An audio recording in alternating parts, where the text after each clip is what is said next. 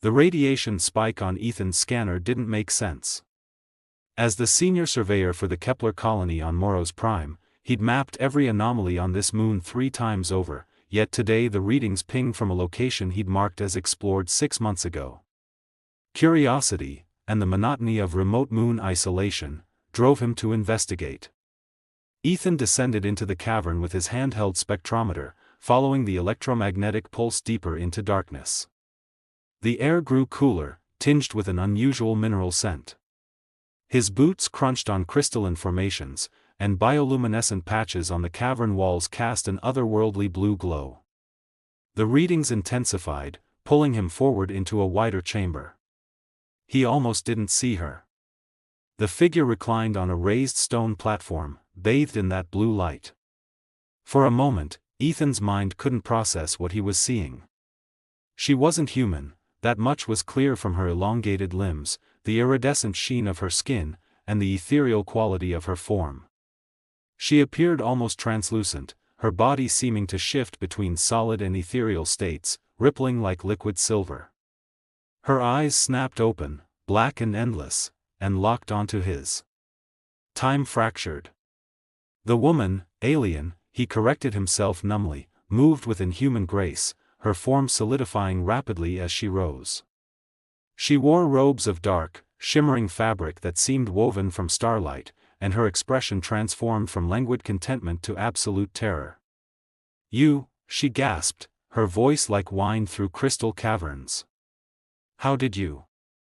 Ethan stumbled backward, hands raised. "I'm sorry. I didn't know anyone was here. I was just tracking radiation and Vretha's blood," she whispered, pressing a trembling hand to her chest. Her form flickered, becoming more opaque, more solid, more human-like in appearance. Long dark hair cascaded over her shoulders as she drew the luminous robes tightly around herself. "This cannot be. This cannot." The cavern filled with a sound like crystalline chimes, a clarion call that resonated through the stone itself. The alien woman's face drained of what little color it possessed. "What was that?" Ethan asked, though dread was already coiling in his stomach. "The summoning bells," she said quietly, her black eyes reflecting his confusion. "My family. They sensed the barrier breach." She looked at him with a mixture of sorrow and resignation. "What is your name, human?" "Ethan. Ethan Vasquez."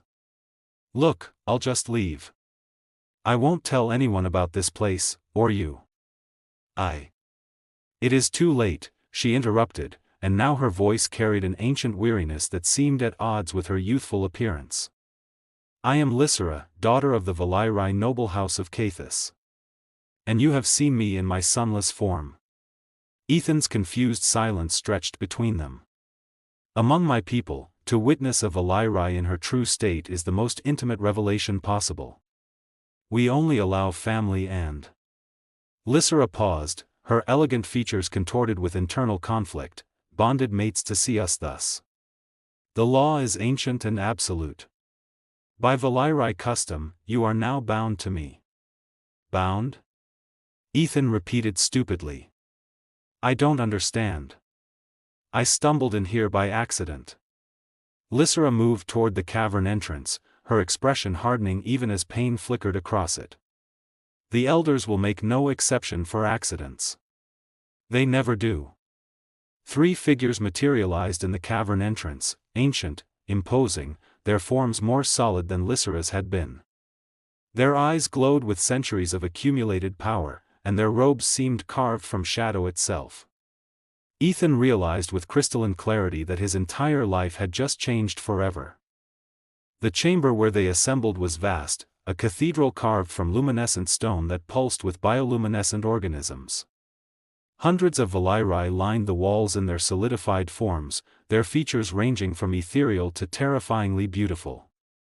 Ethan stood beside Lysera, still reeling, while 3 elders occupied a raised dais. "The human has witnessed the sacred form," one elder pronounced, her voice like grinding tectonic plates. "The law is unambiguous. The bond must be established. Wait, Ethan protested. She didn't consent to this. It was an accident. Consent is irrelevant, another elder intoned. The law predates consent.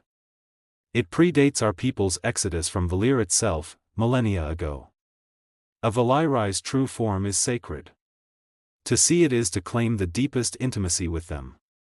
Lysera stepped forward, her voice steady despite the trembling in her hands. I wish to know the humans will before the ceremony. Grant me this, honored elders. The bond will be stronger if both parties consent, even if that consent comes after revelation. The eldest Valyrai studied Lysera for a long moment. Finally, she nodded. You may speak with him.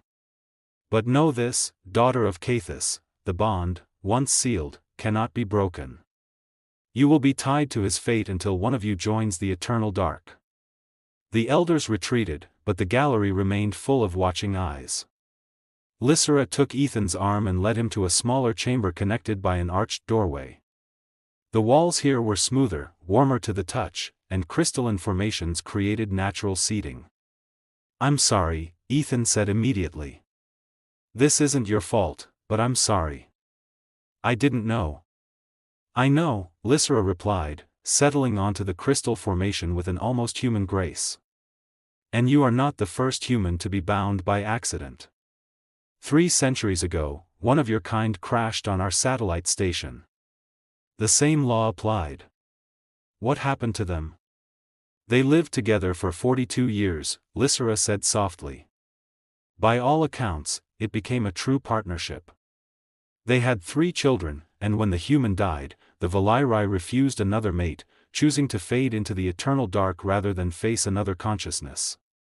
Ethan absorbed this. And they're okay with that? With such a strict law? The law exists because it works, Lysera explained, moving closer. A Valyrai's sunless form is our essence. Our deepest truths. Our power. To witness it is to be irrevocably altered. The human mind, the human soul, it cannot be the same after seeing the truth of what we are. The law acknowledges this. It demands that if your consciousness is changed forever by our existence, then our lives are bound to yours, equally and completely. But what do you want? Ethan asked. You're the one who'll be stuck with me. Lysera tilted her head, studying him with those infinite black eyes. I confess, I have always been curious about humans. Your warmth, your intensity, your strange resilience. My family has forbidden such curiosity, called it beneath our station. She smiled, and it transformed her entire face. Perhaps this accident is the universe's answer to what I've been requesting. She reached out, taking his hand. Her skin was cool, almost liquid to the touch, and where their fingers intertwined, warmth began to bloom between them. The ceremony will bind us physically and spiritually, Lysera continued. But the true bond, I believe, must be built day by day, moment by moment.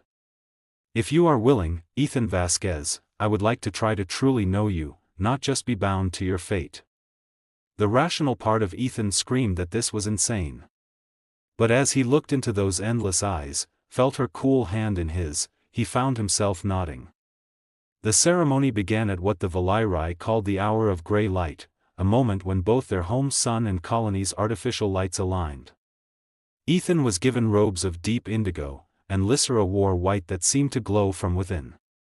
The ritual involved ancient words spoken in a language that predated human existence, words that made his bones vibrate and his consciousness expand. When the final vow was spoken, Lysera pulled him into an embrace. Her form shimmered, becoming almost translucent, and for a moment, Ethan glimpsed it, her sunless form, the true her. Instead of horror, he felt connection. Wonder. A profound intimacy that transcended the physical. Then she kissed him, and the chamber erupted in crystalline chimes of approval. The dwelling they were granted was a hybrid structure carved partially from the natural cavern and partially built with Valyrai technology. Ethan stood in what they designated as the sleeping quarters, staring at the massive platform of interwoven crystal and the bioluminescent lighting that could be adjusted from brilliant to nearly dark. "You can adjust the temperature as well," Lysera explained, standing in the doorway. Her form had solidified more over the past 3 days, becoming more consistently human in appearance, though her skin still held that silvery iridescence and her eyes remained completely black. "The heating elements are in the walls. I know humans prefer warmer environments." "You don't have to do this," Ethan said quietly. "Adjust everything for me, I mean. You should be comfortable too." Lysera moved into the room, her movements still carrying an otherworldly grace. "I have lived 372 years, Ethan. I have become quite adaptable." Ethan couldn't help but laugh. 372? I'm 28. We're never going to be on equal footing. "Not in experience, perhaps," Lysera said. She settled onto the platform and patted the space beside her. "But in the bond, we are equal. Come. Sit with me. Tell me about your humanity." Over the next weeks, they did exactly that. Ethan shared stories about Earth, about rain, about forests, about the taste of coffee and the feeling of wind against skin. Lysera shared memories of Valir before it was destroyed, of star systems they'd explored, of art forms that transcended visual and auditory senses. But understanding grew most when they fell into companionable silence. Ethan would sketch on his tablet, technical surveys slowly transforming into portraits of Lysera in her various forms. Lysera would play music on an instrument that resembled a harp made of crystallized light, creating melodies that seemed to paint colors in the air itself. One evening, about a month into their union, Lysera asked him a question that caught him off guard. "Do you resent the bond?" They were in the observation chamber they'd claimed as their own, a natural alcove where Ethan had brought a small telescope from the colony station. He'd been showing her constellations and telling her about the space exploration that had eventually brought him to Moros Prime. "Honestly?" Ethan considered the question carefully. "I did at first. It felt like my choice was stolen. But I think..." He paused, watching her luminous form reflect in the glass of the telescope. "I think maybe it wasn't. The bond revealed something that was already there. I already wanted to know you." Lysera moved beside him, their shoulders nearly touching. "When I was in my sunless form, when you first saw me, I felt vulnerable. Exposed. But now, I understand why the law exists. Because you saw me at my most defenseless, and instead of fleeing or attacking, you tried to explain. You were embarrassed, even. Protective of my feelings. I didn't know what I was looking at," Ethan admitted. "Exactly," Lysera said. "You approached the unknown with curiosity instead of fear. That is not common in humans. It is not common in Valiri, for that matter." She turned to face him, and in the starlight filtering through the window, she looked almost human. Almost. The difference was what made her beautiful. "I would like to understand this further," she said softly. "The physical aspect of the bond. I have read the human biology texts, but texts cannot explain sensation." Ethan's breath caught. "You want to?" "Yes," Lysera replied, stepping closer. "If you are willing. There is no pressure in the bond itself, but there is in the new thing we are building. I choose to explore this with you, Ethan. Not because the law demands it, but because I want to." What followed was careful, tender exploration. Lysera's skin was indeed cool, but where they touched, warmth bloomed. She was fascinated by the simple act of running her fingers over his shoulder, watching the gooseflesh rise. She tasted the saltiness of his skin and made a sound of discovery. Ethan, in turn, learned that her form was more malleable than he'd expected, that she could adjust her physical composition, becoming softer or more solid at will. Their first time together was neither wild nor frantic, but rather a conversation in touch, each discovery leading to another. Lysera was remarkably uninhibited, approaching their union with scientific curiosity mixed with genuine affection. When they finally came together, it was with a sense of completion, not just physical, but emotional and spiritual. Afterward, as they lay intertwined on the crystal platform, Lysera asked, "Is this what humans call love?" "I think," Ethan said, breathing in the mineral scent of her skin, "it's the beginning of it." The message came through Ethan's official colony communication system, flagged as urgent and encrypted. It was from Director Kalani, the administrator of the Kepler colony. "Vasquez, we need a status report. You've been out of contact for 3 weeks. Your last telemetry showed you in Sector 7, but you've gone dark. If you're in some kind of distress, respond immediately, and we'll dispatch a retrieval team." Ethan stared at the message for a long time before responding. The last 3 weeks had been a revelation, his days filled with learning Valyri culture, their scientific advancements, their art, their history. His nights filled with Lysera. He'd never felt more alive, more connected, more purposeful. And none of it could exist if the colony found out. "I'm not in distress," he finally recorded. "I've discovered a unique geological formation that I need to fully document. I'll return within the month with preliminary findings." It was half true. The cavern system was remarkable, and his scientific mind was fascinated by it. But that wasn't the real reason he was staying.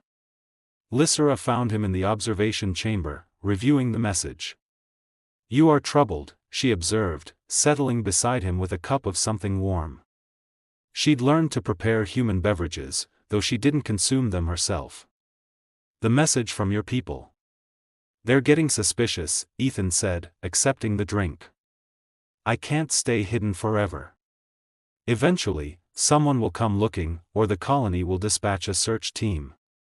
"Then we must address this eventually," Lysera said, but there was tension in her voice. "But not immediately. My family is not ready to know of our compatibility. They would use it as proof that the bond was meant to be, that fate guided you to our sanctuary. They would attempt to use us to broker relations with your people. Would that be so bad?" Ethan asked. "Humans and Valyri working together?" "Perhaps not," Lysera conceded. "But my father has plans for me. Political alliances with other Valyri noble houses. My father would be displeased if I refused those arrangements to remain bonded to a human surveyor." There it was. The reality neither had fully addressed until now. Ethan's career, Lysera's obligations. The chasm between their worlds. "What do you want to do?" Ethan asked, though he was afraid of the answer. Lysera was silent for a long time. "I want to choose you," she said finally. "But I am not sure I am brave enough to defy my entire lineage." The tension that had been building beneath their blissful surface came to a head 2 days later. Lysera's father summoned her to a formal audience, and she emerged hours later with her expression closed off, her form flickering between solidified and ethereal. "My father wishes to arrange my bonding with Valyran, a noble from the House of Solaris," she announced without preamble. "It has been planned since my youth. The ceremony is scheduled for the coming dark cycle." Ethan felt as if the ground had shifted beneath him. "But we're already bonded." "According to human understanding, yes," Lysera said, and her voice held an edge of something sharp. "But among my people, a political bonding is different. It is ceremonial, creating alliance. The bond between us was accidental, legal only because the law demands it. The bonding with Valyran would be chosen, ceremonial, and it would secure my family's standing. So what, we just end?" Ethan's voice came out harder than he intended. 3 weeks ago you said you wanted to choose me. And I do. Lysera's form flickered violently, her voice rising. But choosing you means rejecting my family, my house, my entire existence. I would be cast out, shunned, possibly forced into the eternal dark. I have lived 300 years, Ethan. I cannot simply abandon everything for. She broke off, pressing her hands to her temples. For what? Ethan demanded. For me? Yes. The word came out like a cry. For someone I have known for mere weeks. It is not rational. Neither is any of this, Ethan shot back. A law that binds people together for seeing someone naked isn't rational either. The argument continued in circles. Lysera refused to defy her family. Ethan refused to accept being an invisible part of her life while she publicly bonded with another. They reached an impasse that neither knew how to break.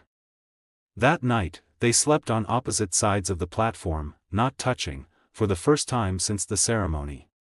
Ethan lay awake, staring at the bioluminescent ceiling, wondering if he'd made a terrible mistake by staying, if love, or whatever this was, could actually bridge two worlds, or if it would only break them both. The night before Lysera's scheduled bonding with Vallyron, Ethan sat alone in the observation chamber, looking out at the stars. The telescope remained untouched, and the constellations he'd shown Lysera with such enthusiasm seemed cold and distant. He'd made a decision. In the morning, he would request an evacuation from the Kepler colony. He would explain some kind of medical condition, request a transfer back to the main station. The bond would persist, apparently it was biological now, inscribed in them both, but distance and duty could serve the same function as a dissolution. Lysera would have her political bonding, her family's approval, her place in her society. And he would have his humanity back, whatever that meant anymore. A cool hand on his shoulder interrupted his bitter spiral. "You are leaving," Lysera said. It was not a question. Ethan didn't turn around. "It's the right choice. For both of us." "Is it?" Lysera moved around to stand in front of him. She wore the ceremonial robes for her bonding with Vallyron, white and gold, beautiful and wrong. "Ethan, I have spent the last 2 days attempting to find peace with this decision. I meditated in the sacred pools. I consulted the historical records of other Vallyri who have undergone political bondings. I have tried, with every fiber of my being, to convince myself that this was acceptable." She paused, her black eyes reflecting starlight. "I could not do it," she continued quietly. "Every moment since the decision was made, I felt as though I was tearing myself apart. Your hand would brush mine, and I would want to weep. I would see you and know that I was choosing obligation over love, and I discovered something, Ethan." She knelt in front of him, taking both his hands. 372 years is a long time. But I would rather have 1 year with you, truly with you, than 300 more of the half-life I was living. My father will cast me out. The house of Caithus will declare me shamed. Vallyron will find another bride. And I will have lost everything but the one thing that actually matters. Lysera. "No," she interrupted. "Let me finish. I came here tonight to tell you that I am refusing the bonding. I am choosing the accidental bond, the one born of chance and starlight and your curious wandering into my sanctuary. I am choosing you." Ethan pulled her up, crushing her against him. "Are you absolutely sure?" "No," Lysera laughed, a sound like crystal chimes. "I am terrified. But I am certain. There is a difference." She kissed him then, and in that kiss was the dissolution of her old life and the beginning of something new. The ceremony that was to have bound her to Vallyron instead became a public declaration of her choice. She walked into the grand chamber where hundreds of Vallyri had gathered, dressed not in ceremonial white but in the deep indigo that matched Ethan's robes. Beside her, hand in hand, walked the human who had stumbled into their world. Her father rose, rage transforming his elegant features. "You would shame our house," he demanded. "For a human? For a creature that will age and die while you remain?" "For love," Lysera replied, her voice steady. "Something your generation has forgotten was more valuable than politics."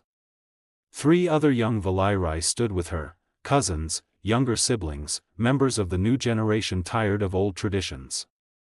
They placed their hands on their hearts in the gesture of acceptance. Ethan and Lysera were cast out, as she'd known they would be. But Lysera had prepared for this, slowly moving resources and knowledge to isolated caverns. With the help of her allies and the unique skills Ethan brought as a human engineer, they began to build something new. They created a sanctuary for those who didn't fit into traditional Valyrii society, refugees, those who questioned the old ways, humans who had been displaced by colony politics. Within a year, they'd established a small city in the deeper caverns, a place where species could coexist, where love was not bound by law alone but by genuine choice.